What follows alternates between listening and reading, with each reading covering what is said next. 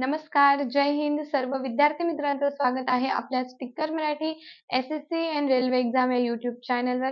मी नीता घुले पानसरे तुमचं मनपूर्वक पुन्हा एकदा स्वागत करते.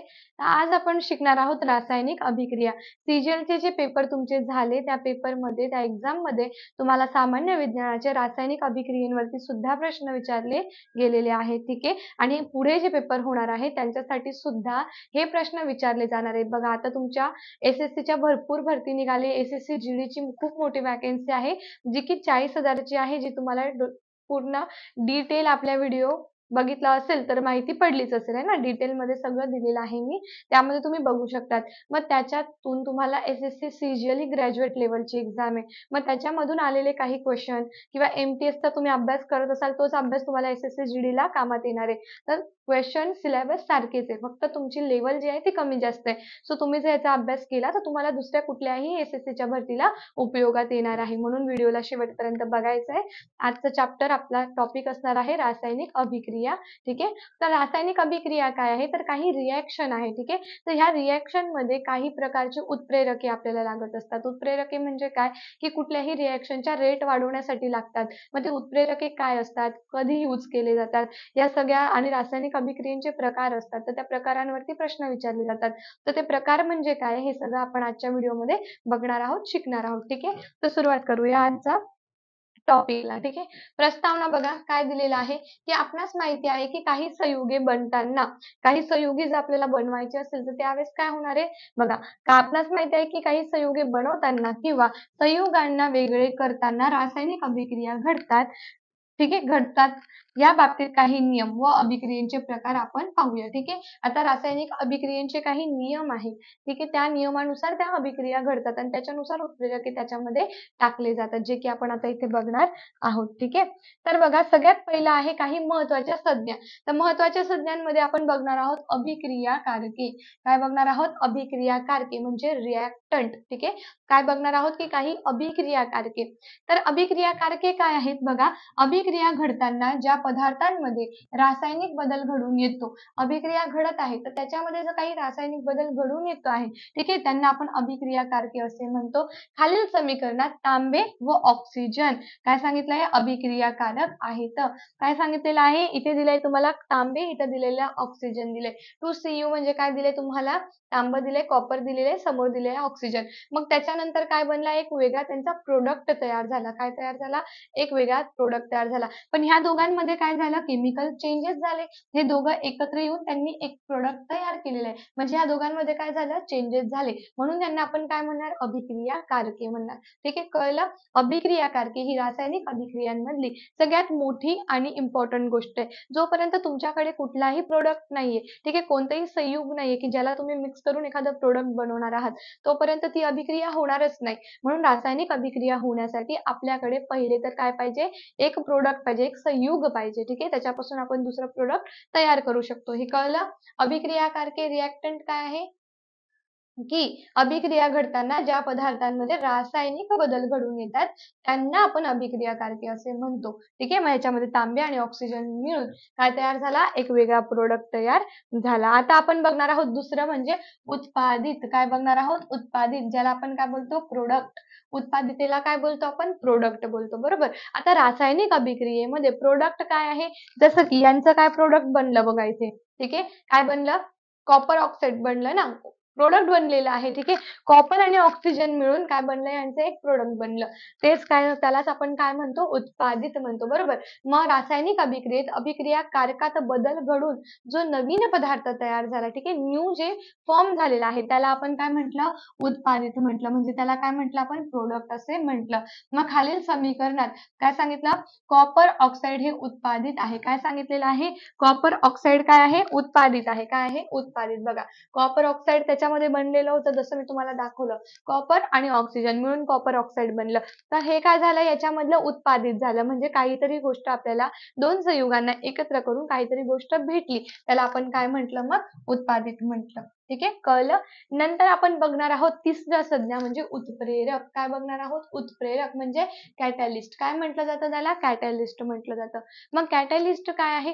पहिले तर आपण काय बघितलं? अभिक्रियाकारके बघितलं. नंतर आपण प्रोडक्ट बघितलं. आता आपण बघणार आहोत काही कॅटॅलिस्ट म्हणजे उत्प्रेरके. आता आपल्यामध्ये सुद्धा जैव काय असतात? जैव उत्प्रेरके म्हणतो आपण एन्झाईम्सला. हे काय करतात? शॉर्टली तुम्हाला सांगते, हे काय करतात की एखादी जर रिएक्शन चालू असेल तर त्या रिएक्शनचा रेट वाढवण्यासाठी त्याच्यामध्ये टाकले गेलेल्या पदार्थाला उत्प्रेरक किंवा कॅटॅलिस्ट म्हणतात केमिकलच्या भाषेमध्ये. आपल्या जैव जी अभिक्रिया घडते त्याच्यामध्ये आपण त्याला काय म्हणतो? विकरे म्हणजे एन्झाईम म्हणत असतो. ठीक आहे. आता डायजेशन सिस्टीम जी आपली चालू आहे, आपण अन्न खातो आहोत, त्या अन्नाला डायजेस्ट करण्याच्या कामाला काही विकरांचा समावेश होतो, जसं अमायलेज, ट्रिप्सिन, लायपेज. हे काय झाले? हे एन्झाईम आहे, विकरे आहे, जे अन्न पचनाला काय करतात? मदत करत असतात. मग तसंच ह्याच्यामध्ये काय असतात? उत्प्रेरके असतात, जे काय करतात? त्या केमिकल रिएक्शनचा रेट वाढवायला मदत करतात. ठीक आहे, समजतायत व्यवस्थित? तर बघा, एखादी अभिक्रिया जलद घडवून यावी, ठीक आहे, एखादी अभिक्रिया फास्ट घडून यावी यासाठी उत्पादित आणि अभिक्रियाकारक यांच्यामध्ये काय बाणावर उत्प्रेरक दर्शवतात. समजा एखादं काय आहे आपलं, समजा इथे मी एखादं काय घेतलं? अभिक्रियाकारक घेतलं, इथे एक अभिक्रियाकारक घेतलं, याच्यातून इथे तयार होणार आहे प्रोडक्ट.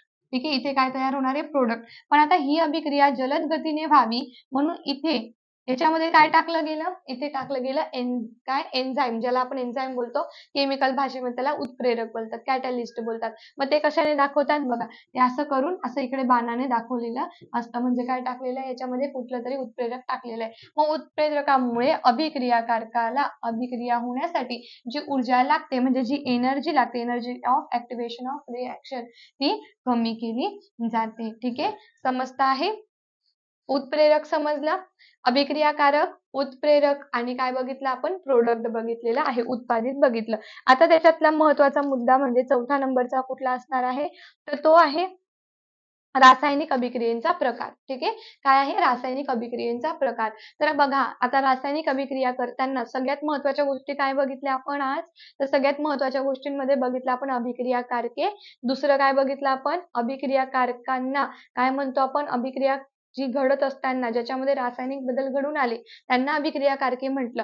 त्याच्यानंतर रासायनिक बदल घडून येऊन एक प्रकारचं प्रोडक्ट तयार झालं, त्याला आपण उत्पादित म्हटलं. आणि ही अभिक्रिया घडत असताना ती अभिक्रिया जलद गतीने घडून यावी त्याच्यासाठी आपण त्याच्यामध्ये कुठल्या तरी पदार्थ टाकलेला आहे, त्याला आपण काय म्हटलं? उत्प्रेरक म्हटलं, म्हणजे कॅटलिस्ट म्हटलं. या तिघांशिवाय कुठलीही अभिक्रिया आपण करू शकत नाही, हे लक्षात ठेवायचं आहे. ठीक आहे, मग रासायनिक अभिक्रियांच्या प्रकारामध्ये जसं की आपल्याला माहिती आहे की काही संयुगे बनताना संयुगांना वेगळे करताना रासायनिक अभिक्रिया घडतात, त्या बाबतीत आपण नियम बघून घेणार आहोत. त्याच्यामध्ये 4 प्रकारच्या आपल्याला बघायच्या आहेत रासायनिक अभिक्रिया. ठीक आहे, मग रासायनिक अभिक्रियांचे 4 प्रकार आहे. कोणते कोणते? एक आहे संयोग अभिक्रिया. काय आहे?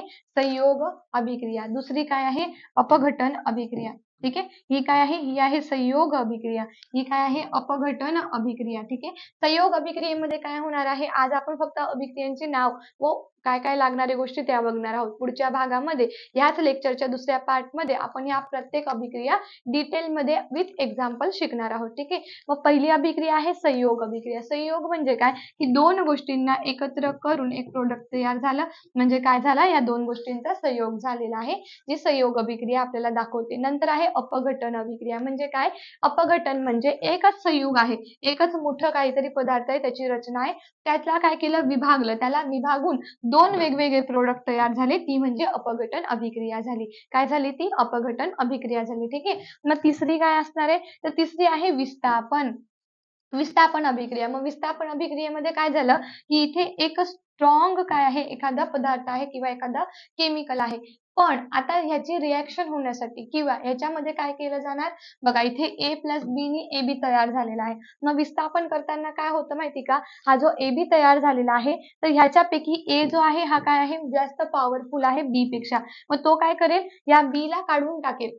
स्वतःमधून काय करणार? आता ए बी सी डी तयार झाला. ठीक आहे, मग आता ए बी स्ट्रॉंग आहे, सी डी वीक आहे, तर हे ए बी काय करणार? सी डी ला काढून याच्यातला दुसरा एखादा पदार्थ असेल त्याच्यामधला ई आणि एफ ला आपल्यामध्ये घेऊन एक काय करतील? ए बी EF असा काय करतील, एक वेगळा त्यांचा प्रोडक्ट तयार करतील आणि जास्त पॉवरफुल होतील. म्हणजे काय झालं, यांनी विस्थापन केलं. ठीक आहे. म्हणजे यांनी काय केलं, एका साइडनी काय केलं, जे कमी क्रियाशील होते त्यांना जास्त क्रियाशीलांनी काढून टाकलं आणि दुसऱ्यांना घेऊन एक स्वतःचं प्रोडक्ट तयार केलं. ह्याच्यामध्ये काय, ही अभिक्रिया कुठली झाली, विस्थापन अभिक्रिया झाली. ठीक आहे. आता फक्त कन्सेप्ट करून घेऊ द्या तुम्हाला स्वतःला, म्हणजे तुम्हाला नंतर एक्झाम्पलनी व्यवस्थित कळेल. नंतर आहे दुहेरी विस्थापन. मग दुहेरी विस्थापनामध्ये काय झालं, त्याच सेम पदार्थ, त्याच सेम ह्याच्याने घेऊया आपण बघा, ए बी सी डी.